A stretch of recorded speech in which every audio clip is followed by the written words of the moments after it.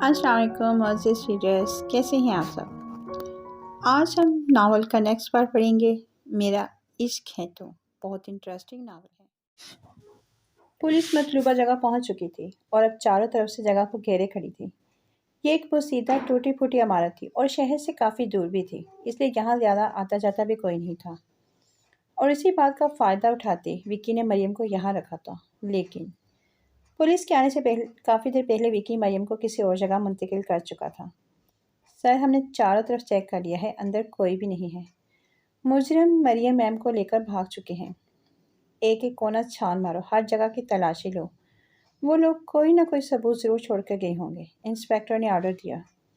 Yes sir, और सब अपने काम में मसरूफ़ हो गए।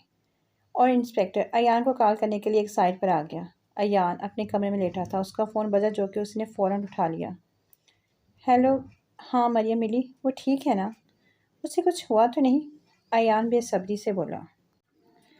नो सर, हमारे पहुंचने से पहले ही वो लोग मरियम मैम को लेकर फ़रार हो गए।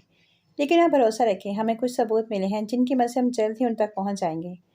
ये सुनकर अयान ने अपनी मुठिया बेंच ली। तुम लोग किसी काम के नहीं हो, मुझे मरियम चाहिए, जल्द आज जल्द। वो भी बिल्कुल ठीक। कान खोलकर सुन लो तुम सब। अगर 2 दिन के अंदर अंदर मरियम ना मिली तो तुम लोग सोच भी नहीं सकते कि मैं तुम लोगों का क्या हाल करूँगा, समझे तुम? अयान धाड़ा और गुस्से से मोबाइल दीवार पर मार दिया। उस दिन के बाद से अयान अपने कमरे से नहीं निकला था। उसने ऑफिस जाना भी छोड़ दिया था। खाना भी उसको हादिया कमरे में ही दी जाती थी। अयान के कमरे के बाहर खड़ी असमारा यह सब सुनकर बहुत लुत्फ़अंदोज़ हो रही थी। वो मरियम जिसके लिए तुम इतना तड़प रहे हो ना, वो तुम्हें कभी भी नहीं मिलेगी मिस्टर अयान जाफरी।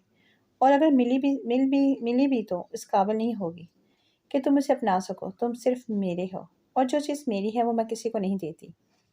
असमारा नखोहत से कहते आगे बढ़ गई। मरियम के घर में बिल्कुल 100 का समा था। 4 दिन हो गए थे मरियम को लापता हुए, और इन 4 दिनों में सभी खामोश होकर रह गए थे। अरसलान की मंगनी भी रोक दी गई थी, और शादिया बेगम को तो बिल्कुल चुप सी लगी थी। ना कुछ बोलती थी, ना कुछ खाती थी। बस हर वक्त मरियम की तस्वीर देखकर रोती रहती थी। बॉस, उस छोकरी का क्या करना है? आपको उसको इतने दिन रखना ठीक नहीं है। हम किसी मुसीबत में भी पड़ सकते हैं। जॉनसन ने विकी से कहा। हाँ, कह तो तुम ठीक रहे हो। चलो आज उसका किस्सा भी तमाम करते हैं। तुम कैमरे का बंदोबस्त करो, जल्दी से जल्द। ओके बॉस, जॉनसन ये कहता बाहर निकल गया, जबकि विकी उसके कमरे की तरफ चल दिया जहाँ उसने मरियम को रखा था। मरियम नीम बेहोशी की हालत में थी। दरवाज़ा खुलने की आवाज़ पर भी उसने आंखें नहीं खोली थी। तभी विकी ने पानी का गिलास भर के उस पर फेंका। मरियम बामुश्किल आंखें खोली। विकी उसके चेहरे पर हाथ फेर रहा था। मरियम ने पीछे होने की कोशिश की तो विकी ने उसको बालों से पकड़ लिया। तकलीफ की शिद्दत से मरियम की आंखों में आंसू आ गए। या अल्लाह, मुझे इस दरिंदे से बचा, मेरी इज्जत की हिफाजत कर। या मेरे रब, मुझे मौत कबूल है, मेरे अल्लाह, पर मेरी इज्जत महफूज रख। मरियम दिन ही दिल में दुआ मांग रही थी, और शायद उसकी दुआ कबूल भी हो गई थी। विकी का फ़ोन बजा और मरियम को एक झटके से छोड़ता बाहर निकल गया। और मरियम अपनी बेबसी में एक बार फिर से रो दी। मुझे मामा के पास जाना है। मैं उनसे लड़ाई भी नहीं करूँगी, अंडा भी खा लूँगी, उनकी सारी बातें मानूँगी। बस एक बार मम्मा के पास चली जाऊँ। मरियम की ये ख्वाहिश जल्द पूरी होने वाली थी, लेकिन वो नहीं जानती थी उसके लिए उसे कितनी बड़ी कुर्बानी देना पड़ेगी। बहुत खामोश रहती हूँ, मुझे कुछ भी नहीं कहना, नहीं शिकवा कोई भी अब, मुझे मालूम है इससे नहीं अब फ़ायदा कोई। अयान बैठा कुछ लिख रहा था कि उसका फ़ोन बजा। अयान नया फ़ोन ले चुका था। अयान ने बिना देखे फ़ोन उठा लिया। हेलो सर, इंस्पेक्टर बोला। हाँ बोलो। अयान का लहजा सपाट था। सर, हमें उस जगह का पता चल गया है जहाँ मरियम मैम को रखा गया है। हम वहाँ रेड की तैयारी कर रहे हैं। इंस्पेक्टर अदब से बोला। मैं भी साथ जाऊँगा। ओके सर, आपको घर से पिक कर लेंगे। नहीं, घर से नहीं, मैं थाने आता हूँ। अयान कुछ सोच कर बोला। Okay sir. ओके। अयान तेज़ी से कहता अपना मोबाइल और गाड़ी की चाबी उठाता बाहर निकल गया। हेलो विकी, तुम जल्दी से मरियम की तस्वीरें बनाओ और भागो वहाँ से। अयान और पुलिस मरियम को ढूंढने तुम्हारे ठिकाने की तरफ आ रहे हैं। असमारा फूली हुई सांसों के साथ जल्दी से बोली। ओके, विकी ने यह कहकर फ़ोन बंद कर दिया और कैमरा और इंजेक्शन उठाता मरियम के रूम की तरफ बढ़ गया। अयान और इंस्पेक्टर अब अपनी मंजिल की तरफ बढ़ रहे थे। तेज़ चलाओ, अयान को वहाँ पहुँचने की जल्दी थी। या अल्लाह, मरियम ठीक हो। वो दिन ही दिल में दुआ भी मांग रहा था। 2 گھنٹے کے ڈرائیو کے بعد وہ اس جگہ پہنچ چکے تھے اور چوکنے انداز میں اندر کی طرف بڑھ رہے تھے کہ ایان کو ایک جگہ وہ دشمن جان زمین پر پڑی نظر آئی۔ ایان بھاگ کر مریم تک پہنچا۔ مریم بے ہوش پڑی تھی اور اس کی حالت بہت خراب تھی۔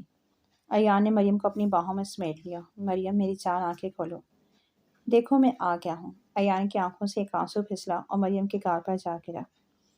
میری جان مجھے معاف کر دینا، میں لیٹ ہو گیا، لیکن آپ کی قسم میں اس شخص کو زندہ نہیں چھوڑوں گا جس نے بھی یہ کیا ہے سب۔ ایان مریم کو اپنی باہوں میں کسی قیمتی متاع کی طرح سمیٹتا گاڑی کی طرف لے آیا۔ جلدی چلو، ہمیں ہاسپٹل جانا ہے۔ اوکے سر، ہم لوگ میم کو ہاسپٹل لے کر جا رہے ہیں۔ تم لوگ ناکہ بندی کرواؤ اور ہر ایک گاڑی کو چیک کرو۔ مجرم ابھی تک دور نہیں گیا ہوگا، وہ کسی بھی صورت بچنا ہی چاہیے۔ انسپکٹر ہدایت دیتا گاڑی کی طرف بڑھ گیا۔ ایان مریم کو لے کر ہاسپٹل پہنچ گیا تھا اور مریم کو آئی سی یو میں لے جایا جا چکا تھا اور ایان بے چینی سے باہر ٹہل رہا تھا۔ جب اس کو ڈاکٹر باہر آتا دکھائی دیا، وہ تیزی سے ڈاکٹر کی طرف لپکا۔ ڈاکٹر، مریم کیسی ہے؟ اب وہ ٹھیک تو ہے نا؟ ایان نے بے چینی سے پوچھا۔ مسٹر جعفری، مسلسل بھوکا پیاسا رہنے کی وجہ سے بہت کمزور ہو گئی ہے اینڈ پراپر آکسیجن نہ ملنے اور ذہنی ٹارچر کی وجہ سے ان کی حالت ہو گئی ہے، اور خطرے کی بات تو یہ ہے کہ ان کو بے ہوشی کے انجیکشن کافی زیادہ مقدار میں دیے گئے ہیں۔ اگلے 24 گھنٹے ان کے لیے بہت اہم ہیں، دعا کریں ان کو ہوش آ جائے ورنہ ہم کچھ نہیں کر سکتے۔ ڈاکٹر پیشہ ورانہ انداز میں کہتا آگے بڑھ گیا، جبکہ ایان کو لگا ہاسپٹل کی چھت اس پر آ گری ہے۔ انسپکٹر ایان کی طرف آیا اور اس کے کندھے پر ہاتھ رکھ کر تسلی دی۔ انسپکٹر، آپ ایسا کریں کہ مریم کے گھر والوں کو کال کر کے انفارم کر دیں۔ میرا ذکر مت کیجیے گا، میں نہیں چاہتا کہ مریم کے کردار پر کوئی انگلی اٹھائے۔ یس سر، میں سمجھ رہا ہوں، آپ اطمینان رکھیں۔ اب آپ گھر جا کر آرام کریں، مریم کی فیملی آ جائے گی تو میں چلا جاؤں گا۔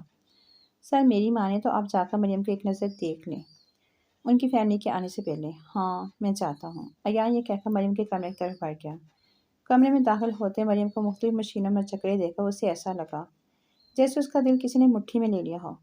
مریم میری جان، آنکھیں کھولو نا، دیکھو کون آیا ہے۔ ایان نے اس کے زخمی چہرے پر ہاتھ پھیرتے کہا، دیکھو نا آپ کے بغیر میں کتنا اداس ہوں، جلدی سے ہوش میں آ جاؤ پلیز۔ ایان مریم کے پاس بیٹھ کر اس سے باتیں کرنے لگ گیا۔ بھابھی، مریم کے چاچو شازیہ بیگم کو آوازیں دے کے ان کے کمرے کی طرف آئے۔ جی بھائی جان۔ شازیہ بیگم ان کی طرف متوجہ ہوئی۔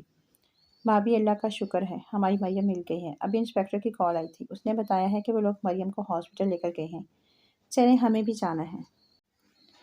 شازیہ بیگم وہیں سجدے میں گر گئی۔ چلیں بھائی صاحب، میں چادر لے کر آتی ہوں، مجھے جلدی سے اپنی بیٹی کے پاس لے چلیں۔